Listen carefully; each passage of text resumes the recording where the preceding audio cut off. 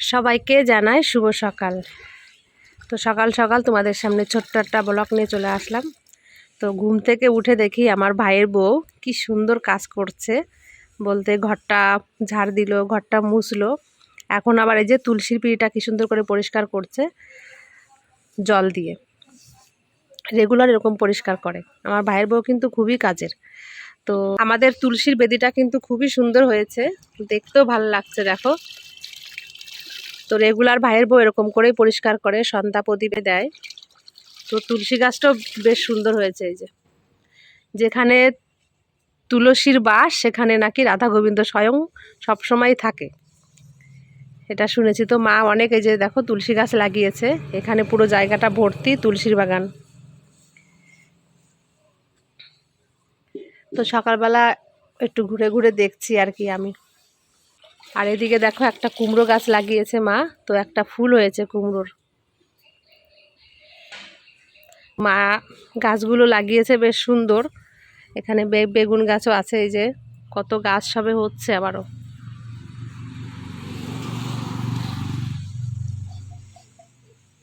আর এদিকে দেখো একটা কুমড়ো গাছ লাগিয়েছে, পুরো শুকিয়ে গেছে, অথচ একটা কুমড়ো ধরেছে। এই যে এই দেখো,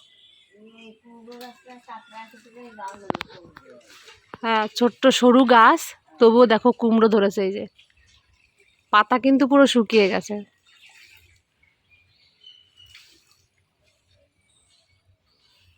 এই হচ্ছে গ্রামের প্রকৃতি।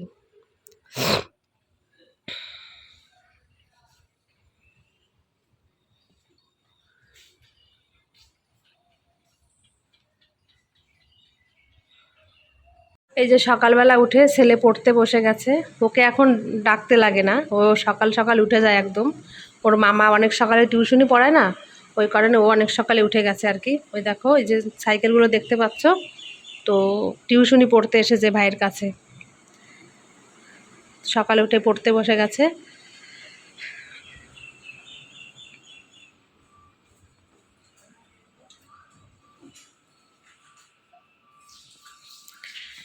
আর আমি এই যে সকালবেলায় চা বানিয়েছি, ভাইয়ের বউ কাজ করলো, মা কাজ করলো, তো আমি কি করব একটু। তো আমি সকালবেলায় চা করলাম, আর এখন এখন ভাবছি একটু রুটি করব। রুটি আর আলু ভাজা যদি করতে বলে মা তাহলে করব আর কি। সবাই টুকটাক করে একটু কাজকর্ম করলে হয়ে যায় আর কি। সকাল সকাল একটু চা খেয়ে নিই। তোর হয়ে গেছে ব্রাশ করা সাথে? হ্যাঁ, ব্রাশ কর, তারপরে চা রেডি করছি। চা চা হয়ে গেছে, তো সবার জন্য চা নিয়ে যাচ্ছে এখন।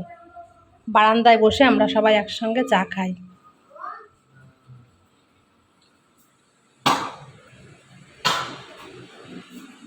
এই দেখো সবাই চা খাওয়ার জন্য বসে আছে এখন।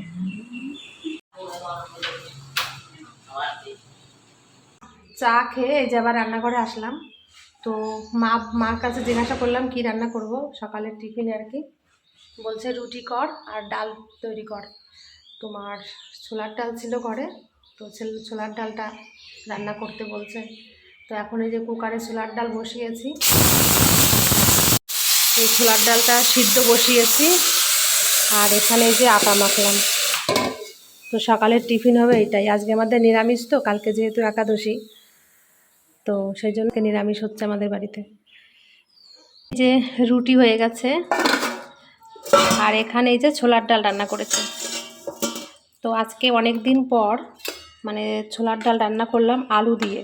আমার ছেলে আবারও বলছে মা একটু আলু দিয়ে ছোলার ডাল রান্না করো, তাই আর কি আলু দিয়ে রান্না করলাম। তো ডালটা বেশ ভালো হয়েছে খেতে, একটু ঘি দিয়েছি, একটু ভাজা মশলা দিয়ে ছোলার ডালটা করেছি না, সুন্দর হয়েছে। তো আমি মনে হয় আস্তে আস্তে স্বাভাবিক জীবনে ফিরতে পারছি, কারণ রান্না করলাম আজকে, এর আগের দিন খিচুড়ি রান্না করেছি। তো তোমাদের কি বলবো, তোমাদের দাদাভাই যখন মারা গেছিলো তখন আমি তো 13 দিন কাজ হয়ে, তারপর 13 দিন কাজ করার পর আমি গেছিলাম কাজে, মানে কাজের বাড়ির থেকেও তো অনেক দিন ছুটি হয়েছিল। তো কাজে যে তোমাদের কি বলবো, আমি কাজে যে রান্নাই করতে পারিনি, 2-3 দিন আমি কাজে গেছি। তো কাকিমাই বলছে যে তোর মুখের দিকে তো তাকানো যাচ্ছে না, কেমন লাগছে তোকে দেখতে। তো কাকিমাকে বললাম যে আমি কাকিমা একদম রান্নাবান্না কিছুই করতে পারছি না, বিশেষ করে মনটা ভালো না থাকলে রান্নাবান্না কী করে করব। মন যদি রান্নার প্রতি সেই মনটাই না থাকে তো রান্না কি করে আর করা যায়। তো রান্না বান্না কিছুই করতে পারছিলাম না, এতটা কষ্ট হচ্ছিল। তো আজকে যে রান্না বান্না করলাম না, তাই তোমাদের একটু বলছি, মানে আমি আস্তে আস্তে বুঝতে পারছি, স্বাভাবিক জীবনে ফেরার চেষ্টা করছি আর কি। মাঝখানে আমার খুবই কষ্ট হচ্ছিল, তোমাদের কি বলবো, এই 2-3টে মাস ধরে আমি মানে অতিরিক্ত টেনশনের মধ্যে ছিলাম। কোনো কাজকর্ম করতে, কিছু করতে ভালো লাগছিল না। সারাদিন শুয়ে শুয়ে কান্না করতাম, এরকম একটা। এখনও তো চোখের জল সমানে ফেলছি, রাত হলেই বেশি কষ্ট হয়। সারাদিন যেমন তেমন মোটামুটি কাজকর্ম করছি, মা আছে, ভাইয়ের বউ, মানে বৌদিরা সবাই আছে, তাদের সঙ্গে একটু কথাবার্তা বলতে বলতে সময়টা কেটে যায় দিনের বেলায়। আর রাত্রেবেলায় কষ্টটা বেশি হয়, এই হচ্ছে ব্যাপার। তো তাই তোমাদের সঙ্গে একটু শেয়ার করলাম। মনে হয় যে আমি আস্তে আস্তে স্বাভাবিক জীবনে ফেরার চেষ্টা করছি। তো এখানের পরিবেশ, মানে আমাদের বাবার বাড়ির পরিবেশটা খুবই ভালো। তো চারিপাশের সব কিছু দেখলে না মনটা এমনি ভালো লাগে। এখন এই যে যাই, সবাইকে রুটি দিয়ে দিই খেতে, সবাই মিলে একসঙ্গে খাওয়া দাওয়া করে নিই। এই যে ভাইয়ের বউ সকালে স্নান করলো, তারপর পুজো দিল। পুজো দেওয়ার পর এখন আমাদের খাবার সার্ভ করে দিচ্ছে। দেখো এই যে রান্না করেছি, তাই বাটিতে বাটিতে সবাইকে ডাল দিচ্ছে আর রুটি। সবাইকে যে এখন গুছিয়ে দিচ্ছে। এই যে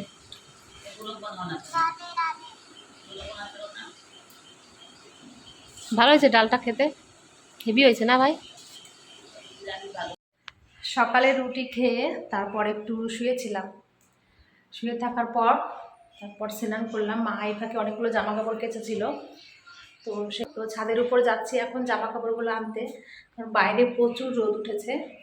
সেই মানে রোদ্রে জামা কাপড়গুলো নষ্ট হয়ে যাবে, তার জন্য যাচ্ছি ছাদের উপর এখন।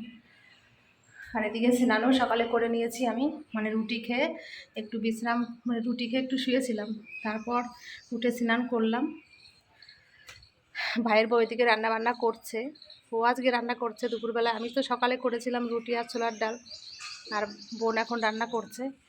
তো ও করতে লাগুক রান্না, এ ফাঁকে আমি জামা কাপড়গুলো তুলে নিই। বাবা রোদ্দুরে তাকাতে পারছি না, এতটা রোদ কি বলবো তোমাদের। গ্রামের বাড়ি, চারিদিকে তো গাছপালা, তবুও ছাদের উপর তো রোদ পড়বেই, রোদে তাকানোই যাচ্ছে না। এই দেখো কতটা রোদ, প্রচুর রোদ উঠেছে।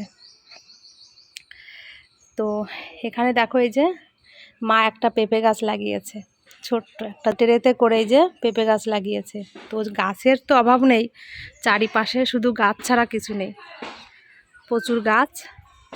আমাদের ওদিকটা আবার পুরো ঠান্ডা আছে, ওদিকটা মানে গাছপালা অতিরিক্ত, তো ছাওয়া আছে ওখানে, ওখানে আবার অসুবিধা হয় না। ওইদিকে ওই সোজাই আমাদের নদী, ওই সাইডটাই নদী। তো এই হচ্ছে ব্যাপার। তো দেখো রোদে ঝলমল করছে। তো ছেলের জামা কাপড় মা মানে কেচে দিয়েছিল কিছুটা, তাই এখন তুলছি। রোদ্রে তাকাতে পারছি না, ওটা রোদ, পায়ে পুরো ছাদের উপর হাঁটতেই পারছি না, ছাদ পুরো গরম হয়ে গেছে। খালি পায়ে এসেছি না, পুরো গরম হয়ে গেছে ছাদটা, দাঁড়াতেই পারছি না।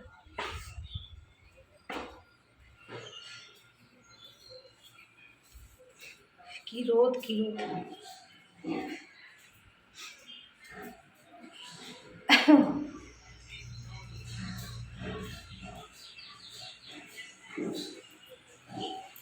যাই দেখি ছাতির কাছে, যে দেখি কি রান্না বান্না করলো। ও তো রান্না হয়ে গেছে, কমপ্লিট রান্না, বাহ। খুব কাজের মেয়ে, তো কি বলবো, রান্না করে দেখো এই যে এখন বাসন মাজছে। কি কি রান্না করলি? আজকে আমাদের নিরামিষ, হ্যাঁ কালকে একাদশী। হ্যাঁ ও লাউ দিয়ে, বড়ি দিয়ে, আলু দিয়ে একটা নিরামিষ তরকারি। হ্যাঁ, আর মা তো শাক তুলে এনেছিল, শাক, হুম, সেটার বড়া আর বেগুন ভাজা। বেগুন ভাজা, বাহ, ভালো খাবার। তো রান্না তাহলে হয়ে গেছে, তাই তো? ঠিক আছে। ওর নাকি রান্না হয়ে গেছে, তো আমাদের নিরামিষ নিরামিষ রান্না করলো আর কি। কালকে যেহেতু একাদশী, তো আমরা সবাই বলতে গেলে একাদশী থাকবো, কারণ মানে ভাইয়ের বউ বাদ দিয়ে, ওর একটু সমস্যা আছে, ও থাকবে না। তো ভাই, আমি, তারপর আমার মা, আমার ছেলে, সবাই একাদশী থাকবো। কারণ তোমাদের দাদা ভাইয়ের এই এক, মানে দাদা ভাই যেহেতু মারা গেছে, তো 1 বছর একাদশী থাকতে হবে, মানে বিশেষ করে ছেলের। তো ও একাদশী, মানে প্রত্যেকটা একাদশী ও পালন করে। এখনও পর্যন্ত কোনো একাদশীও বন্ধ করেনি। ঠিক মতন যেমন ওর বাবার কাজগুলো ঠিক মতন করেছিল নিষ্ঠাভাবে একদম, আর একাদশীগুলো খুব সুন্দর করে পালন করছে আমার ছেলে, কোনো অসুবিধা হয় না ওর। তোমরা তো সবাই কম বেশি জানো যে আমার স্বামীকে নিয়ে আমি কতটা দৌড়াদৌড়ি করেছি। প্রত্যেকটা দিন আমার চোখের জল না ফেলে ভাত খেতে পারিনি, মানে প্রতিনিয়ত চোখের জল আমাকে ফেলতে হয়েছে আমার স্বামীর জন্য। ও যা কষ্ট করেছে সেটা চোখে দেখার মতন তো না। তো প্রতিনিয়ত তো আমার চোখ থেকে জল পড়তো, ও তো ব্যথায় যন্ত্রণায় কষ্ট পেত, আর আমরা পেতাম মনের যন্ত্রণায়। তো এত বছর এইভাবে তো কাটিয়ে আসছি। এখন যে একটু মানে মাঝে মাঝে আমার ভাইয়ের বউকে নিয়ে একটু মাঠে যাচ্ছি, কি বৌদিদেরকে নিয়ে একটু মানে ঘুরতে যাচ্ছি রাস্তা দিয়ে, মানে সামান্য সামনের থেকেই যাচ্ছি, তো তাতেও অসুবিধা হয়, হাসলে অসুবিধা হয়, কাঁদলে বলে শুধু কান্না করে, আত্মার শান্তি হবে না আমার স্বামীর। তারপর হাসলেও বলবে স্বামীকে দুদিন হলো না স্বামীকে অমনি ভুলে গেলে। তো মানুষ, তোমরাই বলো যে মানুষ কোন দিকে যাবে? কাঁদলেও জ্বালা, না কাঁদলেও জ্বালা, মানে একটা বিরিখিস্তি অবস্থা। আমি যে কোন দিকে যাব আমি এখন নিজেই বুঝতে পারি না। কিছু কিছু লোক এরকম কথা বলো, তো সেটাই বলছি। চোখ দুটো তো পুরো তোমাদের কি বলবো অন্ধই বলতে গেলে হয়ে গেছে কাঁদতে কাঁদতে। এখন না মানে কাঁদলে চোখটা প্রচুর যন্ত্রণা করে।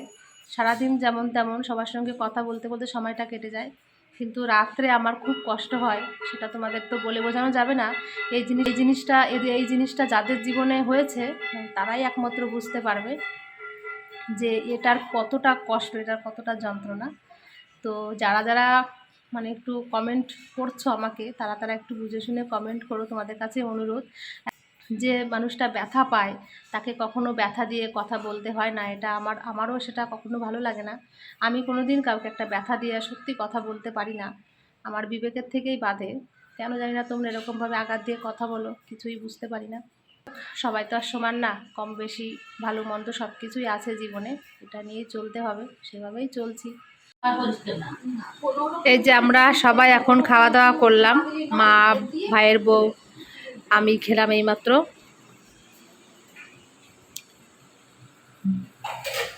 আর ভাই ওই যে ঘুমোচ্ছে, তারপর আমার ছেলে এই যে ঘুমোচ্ছে, এই দেখো এই যে ঘুমিয়ে আছে। তো আমার ছেলে, আমাদের আর একটা রুম আছে সাইডে, মানে তো সেই ঘরে ঘুমিয়েছিল, হঠাৎ আমাকে ডাকছে মা এদিকে আসো। তো আমি সেখানে গেছি। তো বলছে আমার ছেলে আমাকে যে মা আমি একটা স্বপ্ন দেখলাম, বাবা আমাকে এইমাত্র জড়িয়ে ধরে একটা চুমু দিয়েছে। তাই বললো মুখে একটা চুমু দিয়েছে, বাবার যে খোঁচা খোঁচা দাড়ি আমার সারা মুখে লেগেছে, বাবা আমাকে এমন করে চুমু দিয়েছে। আমার ছেলে এইমাত্র তাই বলছে, আরও বলে গেছে বাবা তুমি ভালো করে পড়াশোনা করো। ও এইমাত্র স্বপ্ন দেখে আমাকে এরকম করে চিৎকার করে ডেকে তাই বলছে।